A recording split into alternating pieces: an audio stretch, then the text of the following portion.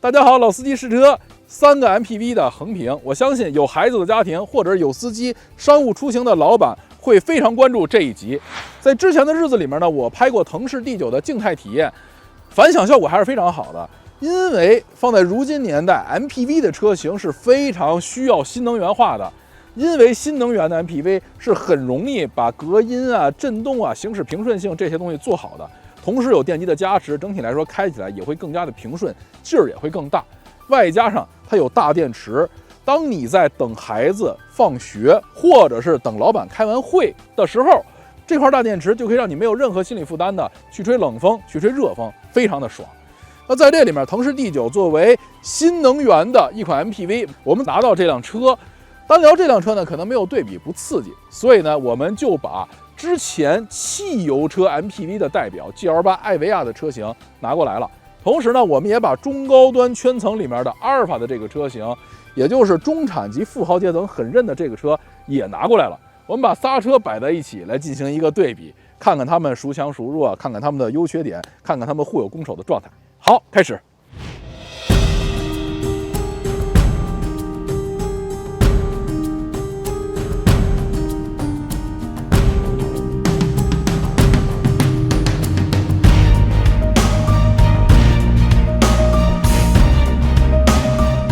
我们呢，先看一下这3个车的宏观的基础参数，让大家有一个基础的心理的数啊，要不然没法看接下来的对比了。咱们先看这边的阿尔法，首先呢，这个车是3个车里最短的，它不到5米，只有4.9米几的长度，相对于这哥俩是比较吃亏的。但是呢，它的高度是最高的，宽度是最窄的，宽度只有1.85米，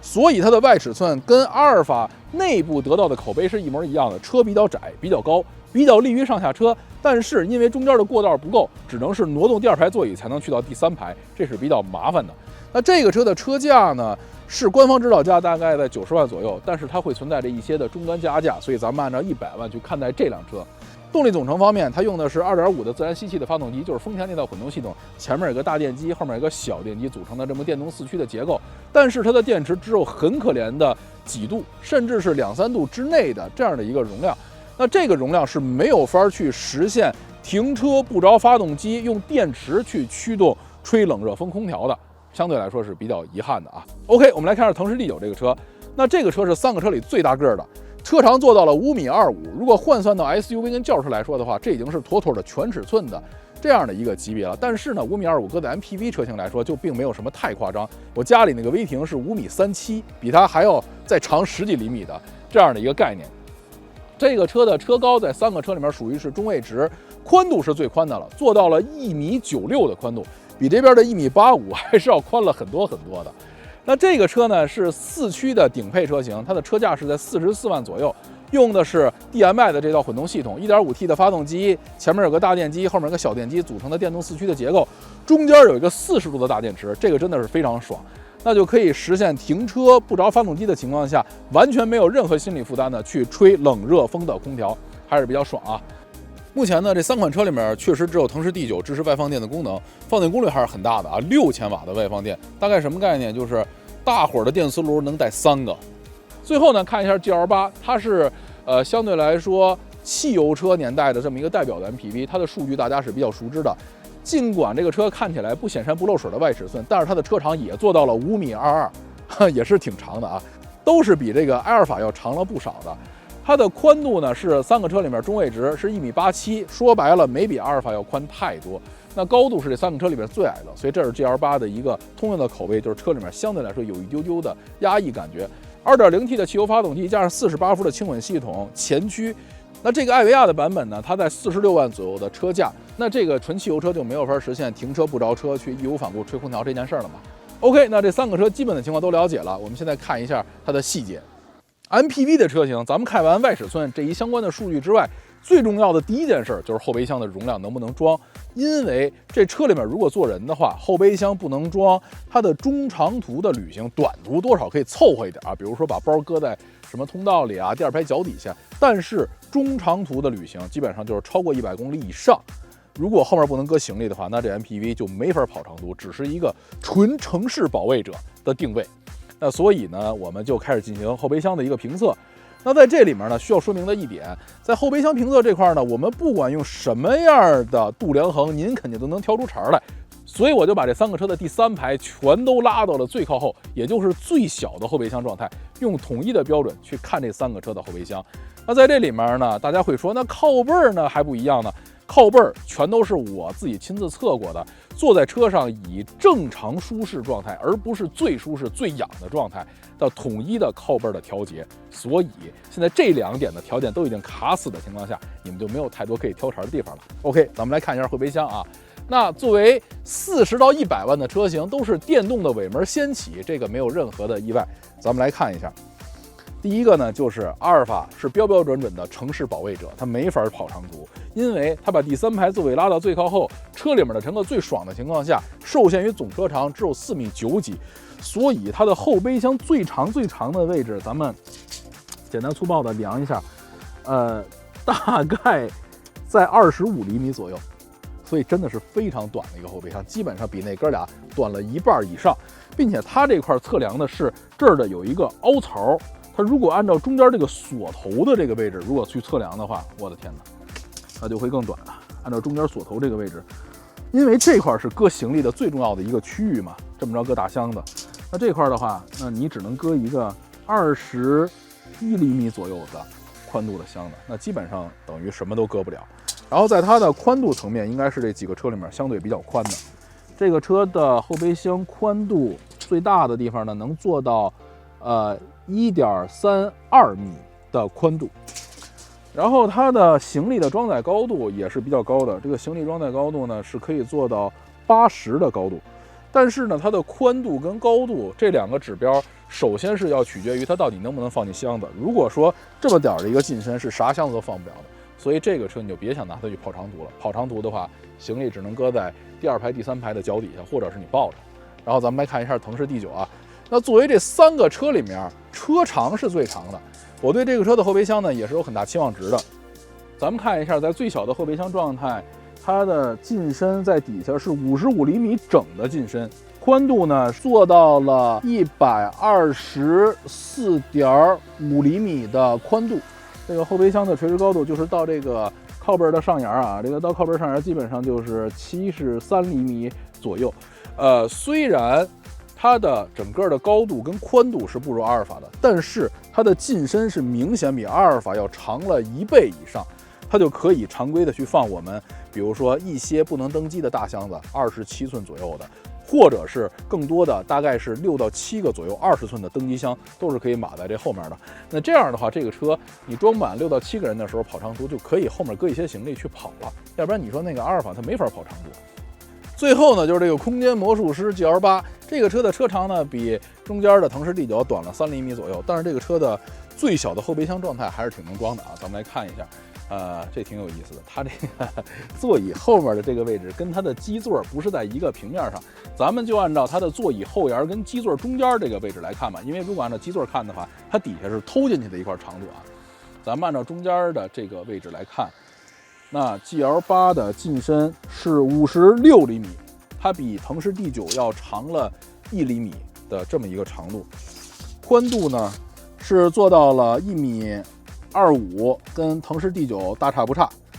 两人可能差了0.5厘米。然后它的这个高度，按照这个座椅的上沿来看的话，是73左右，它俩也是差不太多的。所以你能看到腾势 D9 的最小后备箱状态跟 GL8 的最小后备箱状态2个人几乎是一样的，也就意味着这2个人是可以装的。虽然腾势 D9 我并没有跑过长途，但是我拿 GL8 是跑过长途的。大家现在看画面，就是我3亚落地之后，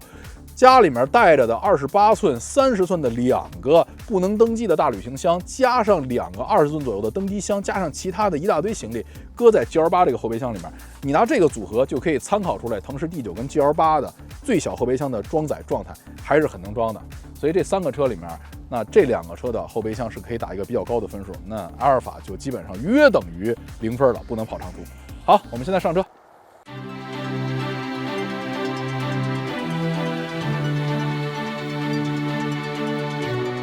啊，坐进阿尔法里面，我的天哪，这里边这感觉吧，这个胡桃木皮的这个颜色，然后这里面虽然是白座椅，但整个的内饰的风格是比较暗的，然后外加上阿尔法基本上都会贴这个黑的膜，所以这里面就感觉像是一个，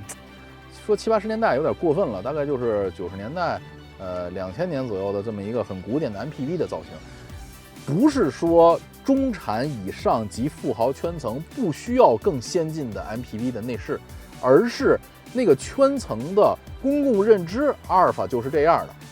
那个圈层也是需要更先进产品的，只不过更先进的产品并没有混进那个圈层。所以这就是为什么阿尔法，哪怕是它的内饰很古老，哪怕是它的行驶品质感并不是非常好，是这个风噪啊，这个底盘震动都是比较强的，但是人家依然是那个圈层的首选，圈层的共识。等以后有新的产品更先进的混进那个圈层里面，这个车一下就翻篇了。所以是这样的一个逻辑，并不是那个圈层喜欢这样的复古啊，任何圈层都喜欢更新、更时髦、更实用的产品。所以这个设计咱就不用看了，主要看呢一些配置，因为这是个100万的车，所以这个前排它的配置理论来说应该是做的比较多。很高兴这个车为了前排的司机跟前排的爸爸还是做了很多的配置工作的，能看到座椅记忆、座椅加热跟通风。外加上 JBL 的音响系统及空调整个的控制面板，相对来说这些的按键都是比较直观的，按上去什么自动空调啊、空调关闭啊，然后这个温度的显示字儿也是比较大的，这边的温度调节、双区空调，包括这边的什么 ESP 关啊，这个纯电的 EV 模式，包括档位，这都是比较清晰的。所以呢，古典归古典，但是这些实体按键用起来还是比较爽的。然后就是它的前排的储物的状态。这个车呢，丰田储物还是比较棒的，比如说这边的冷暖杯架的设计，它的副驾驶可以拎出来一个，主驾驶这边呢也有一个盖板可以打开，那这里面搁的水瓶就可以通过空调出风口把它吹凉或者是吹热，这一直是阿尔法比较受表扬的一个地方。那同时这边你看这个点烟器后面的整个杯架中间是可以拿下来的，有一个放手机的小位置，然后这边的储物盒里面巨大，应该是可以两侧对开的，你看。所以还都是挺爽的，储物是没有任何的问题，足够多的地儿可以塞啊。这上面还有一个眼镜盒，现在很多车都不给眼镜盒的，但是阿尔法还是有眼镜盒的。坐姿方面呢，这个车的坐姿整体来说属于是比较高的坐姿，我哪怕现在把前排座椅调到了最低，这个坐姿依然是比较高。哪怕这个车是妈妈开的话，很多女孩她开车不能很低，她只能高。这个车的座椅可以调得很高很高，你看，就可以调得这么高，这真的是非常高了，这已经是卡车坐姿了，你看。哇塞，还能再往上调。我觉得任何再小只一点的妈妈坐在这里面，想把视线调得比较通透、比较高一点也是可以的啊，有点意思。那当然了，高个的爸爸或者高个的司机坐在这里面，座位也是可以调得比较低的。座椅方面呢，这个皮质摸着手感还是不错的，同时整个椅垫的承托长度很长，直接把我这个1.75米身高的男性的腿托的拐弯都能承托到了。然后靠背属于是那种比较宽大的靠背，这块是带有肩部支撑的。OK， 那基本上阿尔法的前排呢就是这样，就属于是设计，咱就别看了，实在是太老气的一个设计了。其他的人性化的体验部分，这些还都 OK 啊。当然了，智能化的部分就没有任何的，比如说辅助驾驶啊，比如说车机大屏幕啊之类的，咱就对于这种上古的产品就别再要求了，这块得分就几乎是没有了，不是几乎就是没有。好，我把前排座位调 OK 了啊，调 OK 了之后呢，我们就可以进到阿尔法的第二排去体验了。这也是一个 MPV 最重要的一环。好 ，OK， 我们现在上第二排。好，上第二排之前呢，先量一下第二排的地台高度，因为之前我测 MPV 的车型，大家总是批评我不提供第二排的地台高度。这个车的地台高度应该在46厘米左右，这个高度属于是不高不低吧。然后上车的过程中，它的这个高位有成人的拉手，低位有儿童的拉手，中间有一步的台阶，这么着迈上了一步台阶上来，整个来说还相对来说比较轻松。好，坐上来了啊，这边关门。两侧都是电滑门，搁在这么贵的车上就没什么可说的，这是必须得做到的。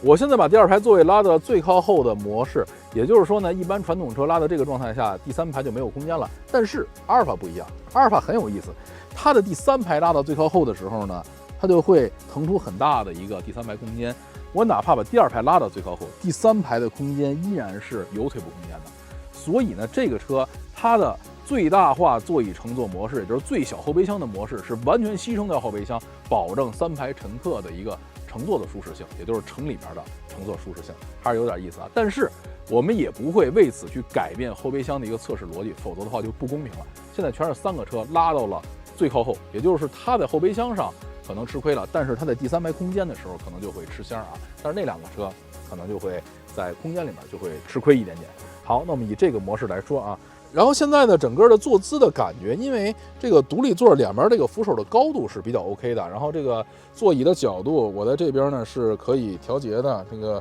纯电动的调节靠背的角度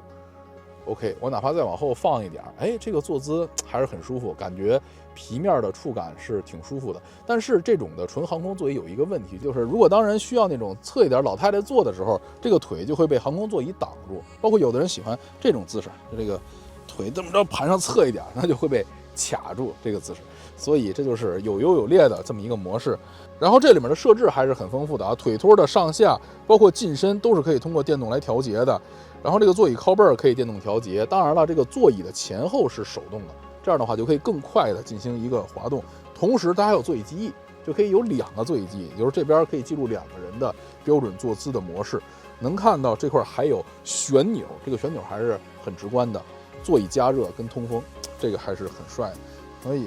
这个第2排座椅的实用性跟豪华性是没有任何的问题。然后这个座椅的配色呢，确实跟前面一样，有点一言难尽，就是这种的胡桃木的贴皮的感觉，哎，并不是很有档次啊。其他的一些配置的方面，这边是一个小杯架，然后前面的位置是有遥控器，可以控制这上面的一个小电视。但是这个小电视跟那些其他的那些造车新势力翻下来一个电视就没法比了嘛。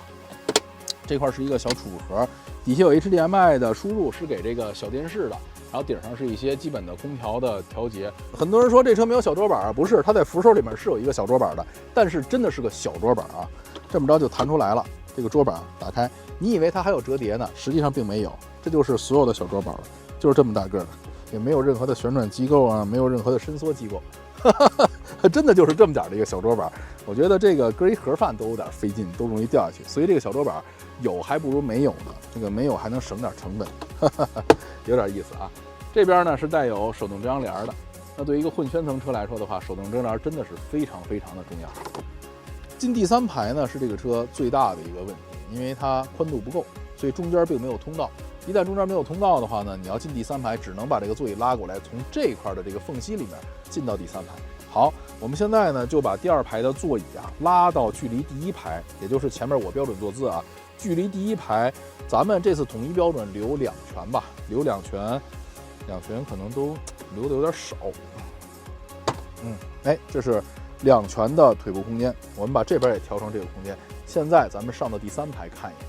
调到距离前面2拳之后呢，有一个尴尬的问题，我现在就下不了车了。然后因为它这个车比较窄，所以中间是没有过道的，外加这边的航空座椅的扶手把整个的我下车的宽度都给挡住了。所以我现在这么着下车的话，常规的我这个腿是迈不下去的，被这边直接挡住了。我如果想下车，我就只能把这个屁股坐在扶手上这样，然后这么着再下去啊。所以啊，就是任何的一点的数据的多少，最终在车上都是一个平衡性的体现。好，我们现在上第3排。阿尔法想上第3排呢是比较麻烦的，其实这车人可能也没太想让你上第3排啊，他需要先这么着把这个座椅手滑过来，手滑到最前面，然后这个座椅外侧有一个钮，这么着一摁的话，它的靠背就会往前倒，会让出一个通道出来。哎，你看啊，现在这个通道就有了，从这个通道来进第3排。这个通道呢，小朋友走的话还 OK， 但是我这个身材走稍微有一点窄，这个通道，哎，这么着侧身过来啊，也还好啊。任何事儿都是有2极性的。刚才这个车的最小后备箱状态吃了一个大亏，我说这个车根本就没法跑长途。但是呢，人家在第3排腿部空间的这一项，就是变成了巨奢华，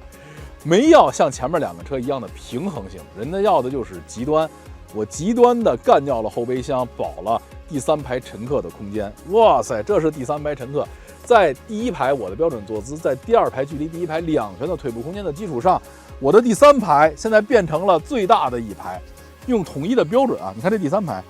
基本上是将近1个小臂的腿部空间，你在第3排就可以随意的各种各样的翘二郎腿，哪怕第2排我们再往回走2拳，我的第3排依然有2拳以上的腿部空间。所以这个车一旦不要后备箱，那这3排就会变得非常非常的爽。这就是用统一标准对比评测的一个有利也有弊的地方。这第3排，我的天哪，哇塞，这咋都行啊！这大平地板，哎呀，这第3排确实是很爽啊。然后配置方面的事儿呢，第3排也是有隐私遮阳帘的。对于混全能车型来说，对吧？第2排、第3排后面的家人跟老板想干点什么，你外面人别看，有杯架，有小储物盒，但是没有什么 USB 充电啊之类的这些东西啊。然后后排的照明也不是特别的好，这块是缺少一些灯的，是比较暗的这样的一个状态。但是 MPV 的车型只要第3排足够大就 OK 了，城里面开确实很爽，长途也确实是真跑不了。OK 啊，现在到腾势 D9 了。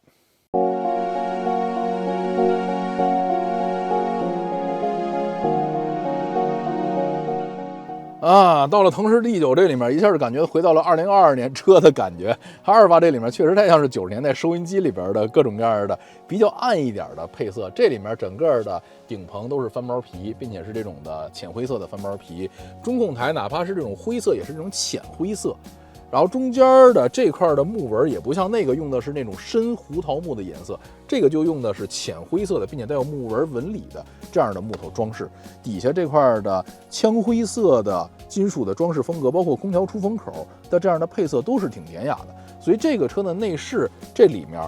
有符合现在先进的元素，同时做的也是比较典雅，让人不讨厌。因为 MPV 的车型，如果内饰做得让人讨厌的话，就会非常的不讨巧。你看这些 MPV， 每一个哪怕是我保守一点、古典一点，也不要做得太挑戏。所以现在这个结合了大屏幕的腾势 D9， 我觉得这个关于它的先进跟保守之间这个度的拿捏，我觉得拿捏的还是挺好的。中间就是这块大屏幕，然后它的分辨率啊，包括现在这个桌面这种颜色的感觉，都是让它显得像是一个比较时髦的，或者是不叫时髦啊，比较先进一点的车机的感觉。那具体咱们看一下这个导航啊，现在这个导航的反应速度，哇塞，这个手拖的还是很快啊，反应速度确实还是不错。这个跟随的手的状态，然后回到主页，这边是它的整个的车机的系统里面的软件啊，包括哔哩哔哩啊、头条啊。这些都是可以看的，然后包括还有企业微信，然后这个网易云音乐，你是可以来后期装软件来进行一个应用的。跟那俩车比起来呢，腾势 D9 确实在屏幕这个方面要科技感先进很多了。它的7块屏幕还支持的7屏互联。然后咱们再看一下整个的关于空调跟座椅的配置，然后这个座椅通风加热这些都是有的。我觉得呢，缺了一个最较真的方向盘加热。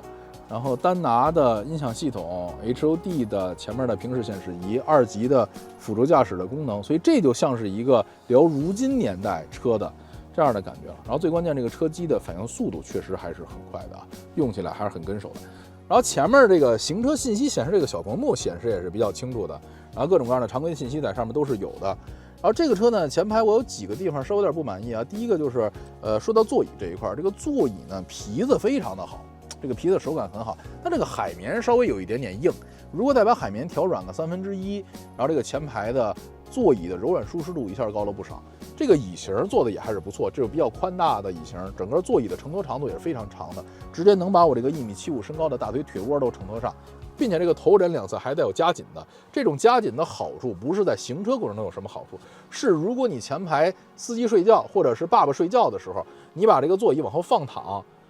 那这个座椅两侧的这个夹紧就可以对你的脑袋进行一个固定，这个睡觉的时候就会很爽，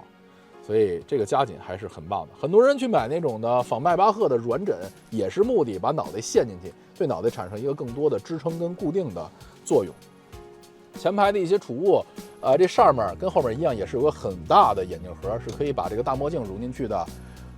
中间这块是一个无线充电板，然后这边这2个杯架也是比较大的。然后这后面这个大储物盒呢，这里面这个储物盒有点薄嘛，并不是非常深。这底下应该是有一些东西，这后面是不是有冰箱啊？咱们一会儿到后面看一眼啊。这是一个比较薄的储物盒，但这个开口还是挺大的。左边有一个放高速卡的地方，中控台的底下呢是一个非常深两边的这个档头是很大的，带有 Type C 跟 Type A 及12伏的点烟器的这么大的一个大储物盒。这个储物盒之前我老说是搁这个女孩替换什么高跟鞋、平底鞋的东西，但是现在更实用的是搁干纸巾、湿纸巾跟大盒的口罩，是会比较方便。所以这个前排储物能力也还是不错啊。OK， 我现在按照我的标准调好坐姿，再调一下啊。哎，这是我的标准的坐姿的位置。好，我们现在到第二排。跟阿尔法一样啊，咱们先看一下这个地板的高度。这个地板的高度是49了，然后因为这底下是有电池的，所以说它的地板就比这种的电池比较小或者纯汽油车地板要高一点点。这个受限于结构是可以理解的。然后它中间呢也是有一步的台阶，上面是有成人的扶手，底下缺一个儿童扶手。我觉得腾势D9可以在这底下加一个儿童扶手，便于儿童上车。这一步台阶迈上来，好。坐上来之后呢，确实感觉这个地板啊比这阿尔法要高，因为阿尔法本身车就高，外加它这个地板底下有电池又架起来一点，所以这个垂直的空间感觉不如阿尔法。但是这个车的横向宽度，这可比阿尔法感觉确实要宽了很多很多呀。我感觉我离摄像机都远了，所以中间就会有一个过道，这个比阿尔法要好的地方。现在呢，我把第二排座椅拉到了最靠后，这车就变成4座车了，第3排就没法坐人了，因为第2排、第3排都挨上了。因为呢，它要留后备箱，所以说它的第3排的最靠后的位置会比阿尔法要往前走了很多，这就是一个互有攻守。你要是想要长途的一个行李装载，那必然在有些环节你就是要比别人要少一些空间，哪怕你的车身长度比阿尔法长了25厘米还要再多，但是你要考虑这一点的话，你就没法在第2排座椅最大化的情况下还有第3排的空间了，这就直接已经贴上了啊。那在这个模式下，第2排腿部空间肯定还是比较爽的，横向空间的这个尺寸感也是不错的。座椅呢，整个的这个座椅啊，它是一个过渡的一个圆弧，把我的腿承托的是非常好。皮质呢跟前面一样是非常柔软的皮质，这一摸档次感就是不错的。海绵跟前面同样，如果再软那么一丢丢的话，这个舒适感就会有更大幅度的一个提升。然后这个车呢，它现在有的一个元素跟阿尔法不太一样，阿尔法是在左边来进行一个按钮的整个第2排的电动的调节，而腾势D9呢是在中间的这个位置，它有一个上滑的屏，这个屏里面就可以实现，比如说这个座椅的前后的电动的调节，这都是可以通过这个滑动来实现的。很多人说这个滑动确实是不是比较晦涩，但实际上它的反应还是挺好的。你看整个这个反应还是挺快的，误操作的概率还是很低的。然后同时呢，也带有一个座椅的记忆，有2个位置的记忆，也可以变成比较放躺一点的零重力的座椅的位置。然后功能方面比阿尔法要多了一些，它是带有按摩的，带有加热通风的就不用说了嘛。按摩功能就可以很大程度在中长途的时候缓解第2排乘车的一个疲劳感，并且这个按摩是可以实现3档力度及5种模式的这么一个按摩的情况。外加这个屏幕呢，你要切换到最主界面的时候，还可以实现空调的调节啊、音乐、灯光啊，包括天窗。这儿还有一个魔方啊，我看一下这魔方是什么意思。哦，这魔方它就可以控制上面这个托盘跟底下的冰箱，这就是为什么我说前面这个储物盒比较薄，因为它底下是有储物跟冰箱的。然后这边伸出，这边伸出一储物盒啊，有意思啊，这么大的一个储物盒，哇塞！然后底下这个冰箱呢，就不是通过这个东西来电控的伸出来了，它是来通过这个界面控制整个冰箱的加热还是制冷，然后手动的就可以把这个冰箱拉出来。这里面基本上装个大概6听可乐，应该是问题不太大，5、6听吧。这玩意儿还是很实用的啊！如果车里有小朋友，你拿它去温奶，包括如果车里面咱们长途出行的时候，这个冰箱去搁各种各样的冷饮料，会非常的好啊，有点意思。然后这个右侧座椅的外侧还可以伸出一个小桌板，然后上面还有2个杯架，但是呢，过道就会被它直接占用了，有意思。座椅的左侧呢，还有50瓦的无线充电的功能，上面有 USB。然后这个前面呢是有一个屏幕的，这个屏幕整个来说解析度也是挺好的，然后就可以通过在线的视频啊、音频啊，包括地图，也可以搜索一些充电站，包括后面的空调的再控制。所以这块屏幕基本就是弱版的前面这块中控屏幕的这样的一个感觉啊。当然了，这块屏幕肯定最重要的工作还是看电视嘛，尤其是长途过程中，小朋友去让他安静下来，那通过这块屏幕就可以来实现了。小朋友是不怕晕车的啊，有意思。好，我们现在呢就把整个的座椅拉到了距离前面2拳的腿部空间，跟刚才的阿尔法调成一样的设置。咱们现在上第3排看一眼啊。好，哎，我这个电控给它来进行一个调节。走，电控的好处就是说老人孩子都会弄，然后问题是说整个过程比较慢，不能像手动那么快。距离前面2拳啊，还2拳多了一点点。它的这块留的越多，那后面空间也就越小，基本上就是2拳吧。OK， 好，调到2拳的腿部空间之后呢，刚才阿尔法因为整个的这边航空扶手就会比较大，下车就会比较难一点。腾势D9的左侧扶手比右侧要小了很多，所以理论来说下车应该比阿尔法要容易一点啊。我们体验一下，但是这个扶手还是稍微会挡一点，比阿尔法确实要容易一点点。看完下车，我们现在从中间的过道去第3排看一下第3排的空间啊。因为呢这个车宽，所以说中间就有过道了。这个过道呢，我这么着直接走过来，垂直高度感觉还是可以的。一会儿我们拍的时候会把这个座椅挪到最前面来展示第3排的空间，相对还是比较轻松的走到第3排。坐到第3排我补一下，第2排这个头枕是可以进行近身调节的，外加两侧也有护翼，用于第2排乘客放躺时候的一个睡觉头部固定还是很好的。现在这个第3排呢很舒服，因为它的整体来说坐垫高度比较高，像是一个正常的座椅。虽然它的这个空间跟那个完全牺牲掉后备箱的第3排比起来要小了一些，但是在有后备箱的车里面，这个空间并不算小了。第1排我的标准坐姿，第2排距离第1排2拳还出头了那么一点点。在这个情况下，腾势D9的第3排拉到最靠后的腿部空间这块也已经做到了将近2拳，应该是属于2拳差1指吧，这么大的一个腿部空间。所以腾势D9跟 GL8 这样的3排跟后备箱的一个空间比例的分配，是适合在城里面跟长途出行的一个合适的比例，而不是那个一个极度偏科、极度极端，那个连后备箱都不要了，也是为了保第3排跟第2排的腿部空间，是没法装任何行李的。然后这个第3排的皮质跟前面2排一样的柔软，海绵也是略微硬了一丢丢，再软一点就好了。整个的第2排、第3排的玻璃的通透度还是挺大的，然后外加它上面那个翻包皮的白顶棚，所以这里面车里气氛还是 OK。然后相对于阿尔法那个车呢，这个车它有 USB 的充电，然后这边的储盒也是分为2层，然后后面这个做工的精致度，然后这个视觉的通透度的感觉还是挺好的。靠背呢是刚才我调好的这样的一个坐姿，但是这排就不带这个直接折过来的头枕啊，稍微有一丢丢的遗憾。我觉得可以把这头枕弄得再复杂一点点就好了啊。所以这个第3排是可以正常做成年人的，并且有后备箱的前提下的第3排，我还是比较满意这个第3排的。好，我们现在看一下 GL8。GL8 艾维亚呢，这里面就属于是中规中矩的汽油车的外观设计跟内饰设计了。虽然它现在用上了这个小连屏，但是这个小连屏呢，它其实功能方面并没有像现在的这些新能源的车型做的那么的复杂，并且整个屏幕的尺寸也是比较克制的，就是比较小的，并不能像是现在很多的车，比如说能启动高德地图啊这些方面的一个功能。然后这里面的内饰设计其实做工用料还是不错的。对于40万这个价格区间来说，没有什么太多的可以挑的做工用料。这个设计的风格，就是常规的风格吧，就没有什么太多的让人比较意外的地方，并没有说是像那个阿尔法值得批评，也不是很批评啊，就是比较老气。然后也不像这个腾势 D9 做的那么的2022年的新能源车型的感觉。前面是有 HUD 的，这是要表扬一下。然后方向盘的整个的手感，因为我们这是租的车，所以这个上面轻微有一点点的包浆。啊，但是这个公里数好像不是很大呀，才1万公里啊。它这个方向盘怎么油亮的感觉？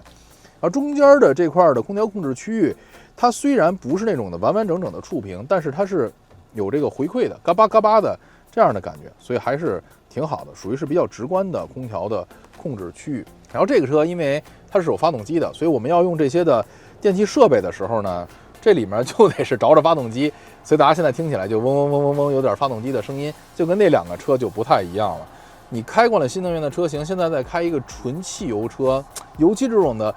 短时间之内的直观对比，尤其是怠速理论来说，你认为不应该启动发动机的时候，这个启动发动机就体感就没有那么的好了。然后其他的一些方面呢，前排是有座椅加热跟通风的，但是这个加热跟通风是藏的位置很晦涩，在这个左边的这个边栏往右滑，这里面是加热跟通风。一开始我当年第一次试这个车的时候，找了半天也不知道加热通风在哪儿，但是厂商就说有这个配置，搁在这么晦涩的一个地方。储物的环节，这底下是杯架，然后这底下是大的储物盒啊，这不是储物盒，这里面是 Type C、Type A 点烟器跟一个小储物盒，然后这上面是一个小储物平面。它在岛台最前部的位置，这儿还有一个伸出的储物盒，但这个储物盒空间也不是很大啊。这后面是一个储物箱，这储物箱也是并不太大的。然后左边有一个放高速卡的地方，这上面是没有眼镜盒的，其他也没有什么太多储物的环节了。它的储物能力跟腾势 D9 跟阿尔法比起来，确实要弱了很多很多。GL8 的前排储物能力，你要单看这一辆车啊，你还不觉得？这仨车一对比的话，你发现说这个前排储物还是要弱了不少啊。这个车最高档3个配置，座椅加热通风，我觉得这是标准的配置，都40多万的车了。它的3个，我觉得第一个是 BOSS 音响，第二个是流媒体的后视镜，那2个车是没有的。第3个呢，就是它的这个车机的导航系统虽然很慢很卡，但是它是直接可以用在高德登陆，就可以跟手机跟电脑进行同步了，这个还是很爽的。但就是好慢啊，我天哪，好卡呀，总比没有强吧。OK， 其他的配置也没有什么太复杂的配置，座椅呢也是挺舒服的。你发现这3个 MPV 的车型，它的前排座椅都没有犯舒适性的错误。无非也就是谁海绵软一点，谁海绵硬一点的这些细微的差距。那 GL8 这个座椅的椅垫承托长度也是很长的，这个皮面的手感也是挺好的。海绵呢，就是感觉行程有点短，一下就做到头了。同时海绵因为它行程短，所以它必须得给它做的稍微硬一点点。如果再能软一点点，海绵行程再能长一点点的话，可能就更像是大家嘴里那个 GL8 大沙发的感觉啊。然后这个艾维亚的头枕。这两侧我以为能掰过来呢，实际掰不过来。它这个头枕的整体进深不能调节，但是这个下面是可以往上翻的，然后顶起来更多。这个总比完全不能动的前后进深的头枕要强啊。然后这个座椅呢，这个椅面非常的宽大。这3个车里面，这个车的座椅的横向包裹感是最弱的，当然这个是没有对错的啊，都是 OK 的。所以这个车的前排就属于是中规中矩吧，没有什么太多的亮点，槽点可能就是相对那2个车来说，储物的地儿稍微少了一点点，海绵稍微硬了那么一丢丢啊。好，老规矩啊，上车之前我们先量一下这个地台的高度，看一下啊，这个车的地台，妈呀，这个车的地台怎么有46啊？这个看着46，它这个车的地台应该比阿尔法要高了一点点，当然会比腾势 D9 底下带电池还是要低了一点点的高度嘛。然后同样上面只有成人的拉手，底下是没有儿童拉手的。然后上车这一步台阶比那2个车整体来说还是要高了一点点的。好，上来坐好，前面是我的标准坐姿，然后这边关门。然后这3个车左侧都有电滑门，这个错误也没犯啊。坐到 GL8 里头呢，虽然它的地板没有像腾势 D9 那么高，但是呢，这个坐在里面的第2排的坐姿是很明显，影剧院效果比第1排要高了很多的。我现在感觉我的胸口是对着第1排座椅的中间的这个位置，这个视线比刚才那2个车要高。那2个车，我的感觉座椅还是这样的，就是这个视线的。这个怎么感觉第2排座椅刻意做的很高的感觉？但是头部空间还是说得过去啊，因为上面是这个浅色的顶棚，显得这个压抑感并不是很强。但是跟阿尔法比起来，这个垂直高度还是要少了不少。那当然了，跟我家里那个威霆那种的大面包比起来的话，那这个高度就会更低一些，就属于是中规中矩的这样的高度。这个车的顶棚也是类似于翻毛皮这样的材质，浅色确实能给整个的压抑感降低了很多，包括这个浅色的座椅嘛，唯一就是可能得经常的维护。我现在把第2排座椅拉到了最靠后的位置，它这边呢第2排座椅是通过一个滑钮来进行一个解锁，之后通过脚蹬就可以把第2排座椅蹬到了最靠后。这个的好处就是比较快，但是坏处是如果你腿比较短，或者是老人腿部力量不太足的时候，GL8 的第2排座椅的往后去推的时候，那这些的乘客操作起来就会比较难。那推到了最靠后，那基本上第3排已经没有了，完全是贴上了，所以就是4座的车型。它跟 D9 是一样的问题，你选择3排空间比较平均，想要后备箱的时候，那你必然第3排座椅最靠后也不能拉得太靠后。第2排座椅一旦拉得靠后的话，跟第3排一定就会挨上了，挨上的时候就变成4座模式的车了啊。那腿部空间还好，就正常的最大化的腿部空间吧。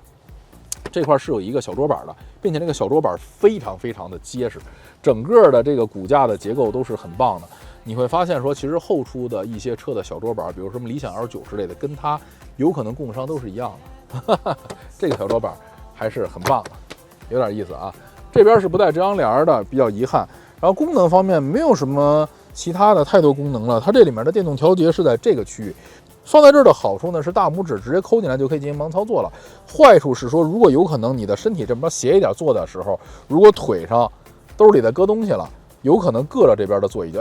怎么都是自己调节了，这就是搁在内侧的一个问题。而老款的 GL8 艾维亚是搁在外侧，而搁在外侧的问题是说，你的手跟门板又会产生各种各样的干涉，所以呢，这个东西搁在哪儿都是比较尴尬的。现在绝大部分的方案都是搁在航空座椅翻开的这个扶手上，或者单独加一个屏幕啊，跟那两个车的解决方案是一样的。这边是有储盒的，这边脚托是可以打起来的。前面这个岛台的后面是有交流电输出的，这个相对于那两个车型还是比较有意思的，但是只有150瓦，这边是一个点烟器，然后这底下就没啥了。顶上呢是可以进行空调的控制，包括座椅通风加热的一个单独的控制，然后门板上有个单独的储盒。这个车的第二排呢还是相对来说比较简约的，中间这个左右挪的这个宽度位置还是足够大的啊。好，我们现在呢老规矩，把它往前挪到距离第一排2拳的腿部空间。这边，2拳的腿部空间啊。OK， 好。我们现在拉开门看一下它的下车是否方便，在这个腿部空间的情况。电动门打开了，我这么着走。好，在3个车里面，它属于是距离第二排2拳腿部空间里面下车最方便的。好，我们现在进第3排，从中间走。我们现在走过去，能感觉到它这个垂直高度确实在这3个车里面是相对矮了一点点。中间这个过道的宽度成人走还好啊。我们现在这儿是最矮的，这个位置是最矮的。我现在坐进了 GL8 艾维亚的第3排。首先呢，气氛还不错啊，因为整体来说都是浅色的内饰，所以并没有太多的压抑的感觉。同时，它这个影剧院的效果，第3排依然是比第2排还要再高一点点，是能看穿第2排到前面的。这个有意思啊，这车是一个斜坡的这样的状态。但是呢，这个车的第3排在3个车里面是最小的。刚才腾势 D9 的第3排能做到2拳。而阿尔法它牺牲了后备箱，就可以做到了更大的腿部空间。而 GL8 呢，它的后备箱在3个车里面进深是最大的，它的第3排就在3个车里就变成最小的，所以就是互有攻守的状态。这个车的第3排几乎是塞不进去标准的1拳的，要1拳少了一点点，所以应该算是4指半的腿部空间。你会感觉说前面座椅是不是压得更靠后？没有，刚才我的坐姿，这个座椅的靠背角度没有任何的动，我坐在第2排，这是我的正常的一个坐姿，所以这就是第2排的状态。因为它距离第3排比较近，所以你感觉到第2排座椅的这个压迫感还是比较强的。而实际设置就是按刚才我的标准的设置来进行的。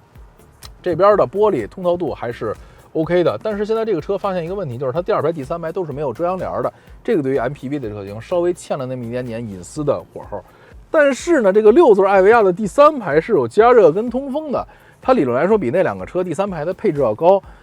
但是我们没有接到7座的版本，而7座的版本的艾维亚的第3排是没有加热跟通风的，就跟那2个车第3排的配置是一样的。而我推荐，如果你要买艾维亚的话，你就买这个6座的版本，因为不差中间一个人。第3排的配置确实是差了不少啊，就不存在着谁坐第3排更合适不合适的问题。比如说你一家出门的时候，俩爸爸俩妈妈的时候，谁坐第3排，对吧？是个玄妙的问题，有点意思啊。好，我们现在该开了。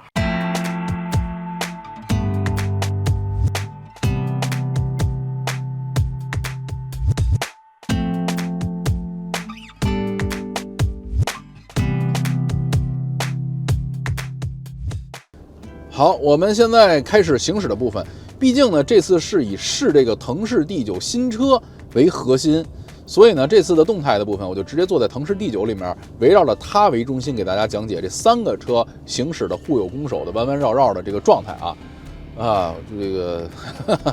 作弊，腾势 D9 其实就属于作弊，它这个结构先进性比那2个车的结构先进性要先进太多了，所以导致的其实关于动态行驶部分的对比，如果客观的1比1的苹果比苹果来说的话是不公平的，因为毕竟 GL8 是个纯汽油车，毕竟是阿尔法只有一个几度的小电池，所以跟它比起来，我的天哪，没法比。然后呢，我们来看一下这3个车基本行走有关的参数配置啊。腾势 D9 呢，它是中间一个40度电池，前面是个170千瓦的电机，这个就属于是中等功率的一个前电机了。后面有个45千瓦的电机，然后再配个 1.5T 的发动机。而阿尔法的话呢，是前面105千瓦的电机，后面是个50千瓦，中间应该有一个可能是1-2度左右的电池，一个2.5自然吸气的4缸的发动机，而 GL8 的话就是前驱 2.0T 的发动机加上48伏的轻混的系统。那这3个呢，我们给它揉在一起来进行一个综合的看啊。第一项呢就是这个动力，腾势 D9 呢中间这40度大电池，其实就让它在动力方面首先是一个做了巨大的弊。因为那个哥俩要么就是没电池，要么就是一个比较小的电池，所以它40度电池如果一旦充满的话，它的电池容量比较大，放电倍率比较大，很长的公里数里面都是纯电的行驶，这俩电机的劲儿也挺大的，所以这就属于是带引号的作弊了，就没法进行跟腾势 D9 的相比那两个车。所以呢，我现在就刻意的昨天让同事把这个电给放光了，我们现在这个腾势 D9 就处于是一个馈电，纯靠发动机来进行一个行驶的状态。尽管在这个状态的情况下，它的整个的发动机能带来的隔音跟震动的水平也是明显比阿尔法那 2.5 的发动机要好了很多的。那个发动机呢，因为它电池比较小，没有什么太多的水池子。你像这个腾势 D9，它虽然发动机馈电的状态，但是你一旦收油门啊什么之类的，它会冲进一些，你再给油，可能这1分钟它都是还纯电的行驶，然后之后可能发动机才会启动。但是呢，阿尔法因为电池的电量实在太低了，你个稍微给它一点点油门的话，它都必须启动发动机，所以发动机是很频繁的启动停、启动停、启动停，就没有像是这种的，哪怕是馈电情况下大电池的车，它也有一个区间来进行一个发动机的启动，并不是那么的频繁。那在这个馈电的情况下，动力肯定不如这个高电量的情况下那么的充沛。但是这个动力依然在这3个车里面是最好的，因为它的电量哪怕低了的情况下，它也是有这个安全的电压的，系统也是可以跟它来进行借电的。一旦进行借电的时候，这个动力确实很棒，外加它的动力总成本来也是这3个里面劲儿是最大的。当然了，这个退一万步说，这3个的 MPV 的都卖到今天了，并且 MPV 并不是一个特别强调决绝动力能力的，它只要是拉着正常的这个中等情况下的满员，然后拉着中等情况下的行李，它的动力足够就 OK 了。这3个车的动力用足够来形容是没有任何的问题，哪怕是没有任何电驱形式参加的 GL8， 它的动力用足够来形容也是没有任何的问题的啊。关于这个脚底下的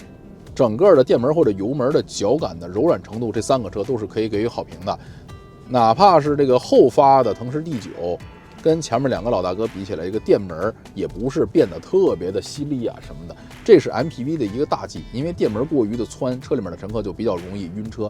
3个车都是那种比较柔、比较线性的脚感，是没问题的。悬架的方面呢是这样，之前老说阿尔法并不舒服。阿尔法主要不舒服在哪儿呢？其实就是悬架偏硬，外加上隔音降噪水平是偏差的，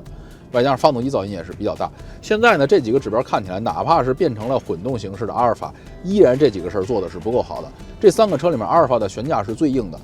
腾势 D9 跟 GL8 相对来说是比较软的，而腾势 D9 呢是多了这个 CDC 的连续可调的悬架的系统，就可以在更多的路况面上，有的时候该硬的时候硬，有的时候该软的时候软，这是它自己的一个优势。而 MPV 的车型相对来说比较软，是很讨巧的一个设定，这就是不明白为什么阿尔法变得那么的硬。我的朋友有一个阿尔法，家里面的老2、老3的孩子只认阿尔法，然后这个父母问说为什么只认阿尔法？因为坐别的车晕车。做阿尔法的话，觉得这车呢又硬，同时这车里面还不是那么的密封，还属于是那种能透气儿的感觉，就显得带引号比较廉价的感觉，就不太容易晕车。然后小朋友一出门就嚷嚷要做阿尔法，所以他家什么车卖了，估计阿尔法最终也卖不了。用来形容阿尔法的一个行驶品质感，所以悬架这方面对阿尔法就不要太多的期望值了，然后不用担心腾势 D9 作为一个新车，它的悬架调的水平不够，也属于是中位值偏软的这样的水平。然后又说到隔音降噪这方面的事儿了 ，GL8 一直是隔音降噪的一个标杆的车型，但是是在汽油车的年代，而如今呢，这个新能源的年代，本身它带了电池的车型，在隔音降噪方面就容易做好，外加这个车用的是这个自修复的静音的马牌的轮胎。所以这3个车里面，腾势 D9 整体来说，它的隔音跟降噪的水平是最好的。哪怕是我现在用低电量这个 1.5T 的发动机工作的时候，它也属于是那种的一个幅度，并没有幅度太大的工作的声音，都不能称作是噪音吧？我觉得属于是一个正常的工作声音，传进发动机舱里面也并不是非常的敏感。而它的整个的风噪跟路噪的隔绝情况也是跟 GL8 在一个水平线上。GL8 唯一吃亏就吃亏在它那个 2.0T 的发动机是无时无刻不在响的，它没有任何停着的时候，外加上你追加大油门之后，在中等转速再偏后一点点，它的吵闹的程度还是比较吵的。当然了，这两个车都会比阿尔法那个 2.5 的发动机还是要安静一些的。那个发动机一旦开始工作的时候，它就显得就是比较兴奋，那个工作转速就比较高，嗷的那个声音还是挺明显的。那当然了，阿尔法最差的还是它的这个风噪跟来自于胎噪的这个隔绝，底盘这个嗡嗡嗡嗡嗡的声，风噪也是嗡嗡嗡嗡嗡的这一个吹在这个车身上的感觉。就是从哪个角度来看，阿尔法这个车确实是一个阶层混圈层能认可的车。你从决绝的行驶品质感来说，就是不如比它便宜很多的 GL8， 也不如这个后起之秀的腾势 D9 这样的车。续航跟辅助驾驶这两个方面呢，因为今天没有法进行实测，续航的这个方面呢，这个丰田的车跟腾势 D9 这个车呢，它都属于是不差的情况，因为毕竟是多种的这个动力混合在一起来进行输出嘛。而 GL8 相对来说是比较吃亏一点点的，因为只有一种动力，它并没有能帮助它回收一些动能的电池啊之类的，所以 GL8 就跑个500-600公里，而它俩能跑大几百公里的这样的续航的里程，甚至更多。好，我觉得我们今天的这个试驾的结论就到这儿了啊。能看到腾势 D9 它作为一个后发的新能源的 MPV， 其实它的产品力层面已经不输它之前的老大哥们了。当然了，因为这是个新发的产品，我不能对它的这个耐久性进行一个结论，因为毕竟一个车耐不耐用、皮不皮实、是不是老坏，得未来的日子里才能知道。但是就看眼前的产品力跟产品的完整度来说的话，这还是一款现在完整度很高的新能源的 MPV， 而它跟之前的两位老大哥已经产生了代差了。对于汽油车来说的话，那确实先进太多了，整个的全方面的都是有更多的优势。而对于这个之前的小电池的这个混动的老大哥阿尔法来说的话，这个车作为40多万的